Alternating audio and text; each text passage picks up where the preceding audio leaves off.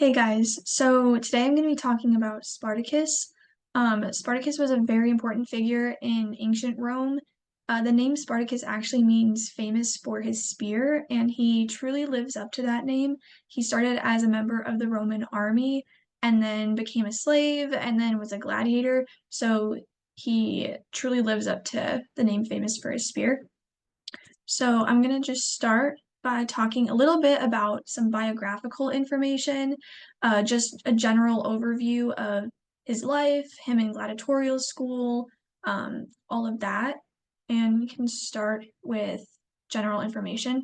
So he was born in around 103 BC in Thrace, which is in the modern day Balkan region.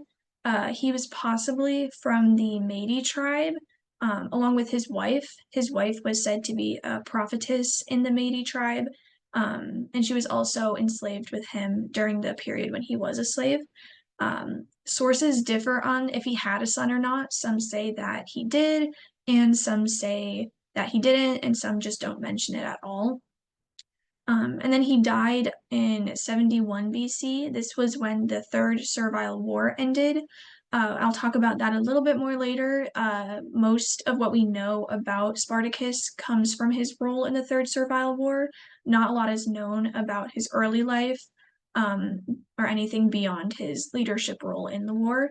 And most of the information that we do have from him comes from Plutarch's Life of Crassus and Appian's Civil Wars. Again, not a lot is known about him. So, this is a quote from Florus, who was an ancient Roman poet, and it kind of sums up the different stages of Spartacus's life. He started as a Thracian mercenary, then became a Roman soldier that had deserted and became enslaved, and afterward, from consideration of his strength, a gladiator. So essentially, we can look at Spartacus's life as going from mercenary to Roman soldier to slave to gladiator, and all of these different aspects and phases of his life contributed to how he acted in the war and beyond that as well. So, like I said, he started as a Roman soldier, then became a slave, and then a gladiator. And he trained at a ludus, which is a gladiatorial school. It was located near Capua, and it was run by a guy named Lentulus Batiatus, who kind of served as a mentor for him. So, a ludus is basically just a school that trains people in how to fight in the gladiatorial games. Most of the gladiators are slaves or prisoners of war or criminals, and they fight in these gladiatorial games to the death, and they're either fighting animals or other gladiators. And this is a form of entertainment for Rome, as we know from the Colosseum. Um, and the ludus is meant to prepare these people to fight against each other and also fight for entertainment. Lentulus Batiatus was the lanista, which means that he was the head of the school. He was the guy that was training all of the gladiators, and he impacted Spartacus in that way. So now we can transition into the Third Servile War. This war happened in 73 to 71 BC. Basically, it's just a big slave uprising.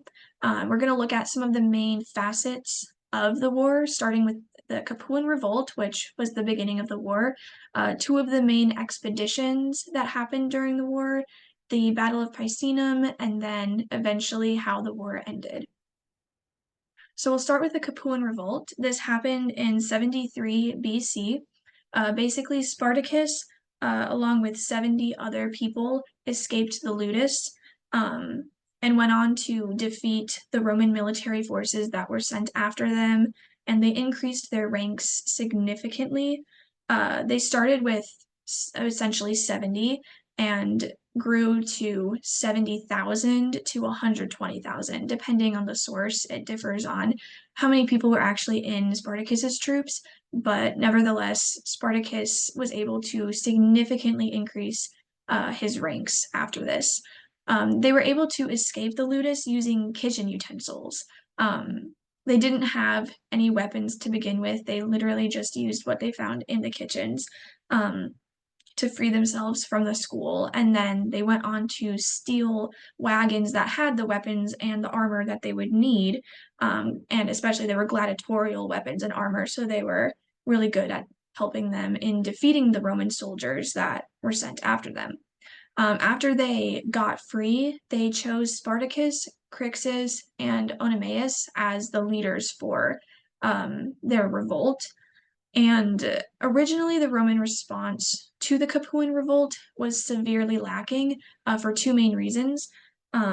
First of all, Roman troops were busy with other things. They were dealing with a revolt in Hispania, um, and also they had troops fighting in the Third Mithridatic War, so they just didn't have the manpower essentially to dedicate a ton of people to suppressing this revolt.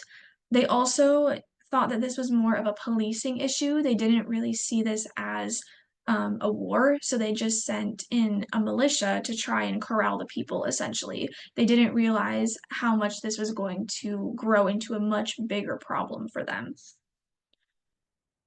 So there were two main expeditions during this war. So the first expedition, at this point in time, Spartacus and his troops have escaped from the ludus, and they've kind of bunkered down on Mount Vesuvius, which is the picture there. Um, and then Rome sends in a militia under Praetor Gaius Claudius Glaber, and his strategy is to starve out Spartacus's troops. Um, Essentially, he surrounds Spartacus in order to cut off their supply lines and obviously starve them out.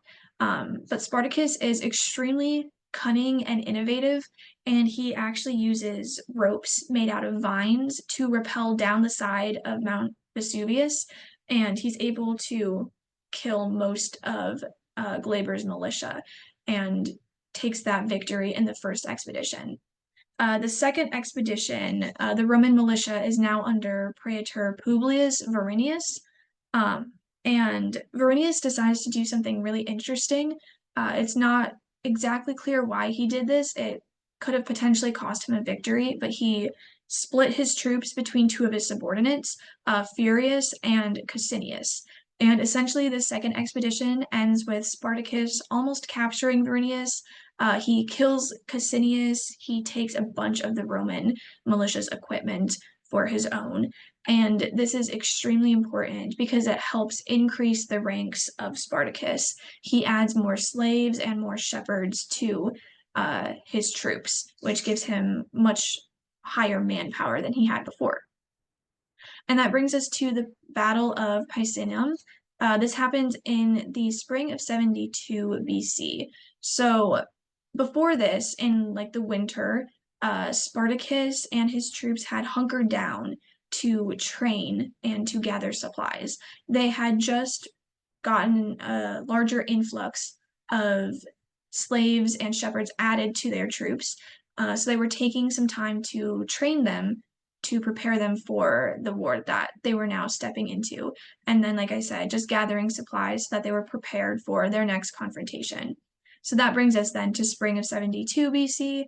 Spartacus and his troops leave their winter encampments and head north towards the Cisalpine Gaul. At this point, Rome realizes that Spartacus is actually posing a bigger threat than they had originally thought. So they decide to send in their consular legions instead of just militia. And these legions are made up of elite trained soldiers who hopefully would be able to defeat Spartacus. And initially, that is what happens. Rome is successful at the beginning. They're able to defeat Crixus near Mount Garganus, and if you remember, Crixus, Oenomaus, and Spartacus are all leading this revolt in the war. But later on, Spartacus comes in and defeats Rome. So ultimately, the Battle of Picenum ends with a victory for Spartacus. And that brings us to the end of the war. At this point, Rome is feeling the heat a little bit from Spartacus, realizing that his troops are doing a lot better than they thought. So they put Marcus Licinius Crassus in charge of ending this rebellion once and for all. And Crassus has 8 legions, which is essentially 40,000 men in order to put down this rebellion that Spartacus started. Um, there's multiple confrontations between Crassus and Spartacus. Spartacus is being pushed further and further south, which is bad for him. He does not want to be going that direction. Um, According to Plutarch, Spartacus bargained with some Sicilian pirates, asking them to bring him and his troops to Sicily so that they could get reinforcements. The pirates had agreed to do this, but ended up betraying Spartacus, and Spartacus ends up having to retreat to Rhegium. Crassus follows him there to Rhegium and builds fortifications that cut off the supply lines for Spartacus. And eventually he pushes through Crassus's forces and heads to Brundisium. And that brings us then to 71 BC. Spartacus is defeated at the final stand in Synertia.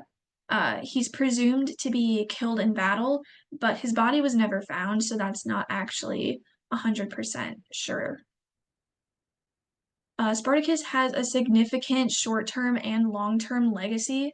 Short-term, he sparked debates on slavery and how slaves were being treated in Rome, and inspired uprisings and other freedom movements as well. Long-term, he's become a symbol for resisting oppression, for revolution, for resistance, all of that kind of stuff. And he's an inspiration for the left wing and for Karl Marx and for communism in general. And he's also been an influential symbol in television and in literature. There's actually a TV show called Spartacus that looks at his life.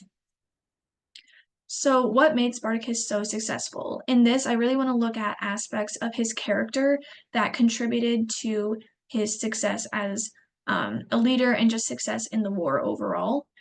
First, he was a brave and competent leader. He was extremely successful despite being outnumbered and outweaponed for essentially most of the time in the war.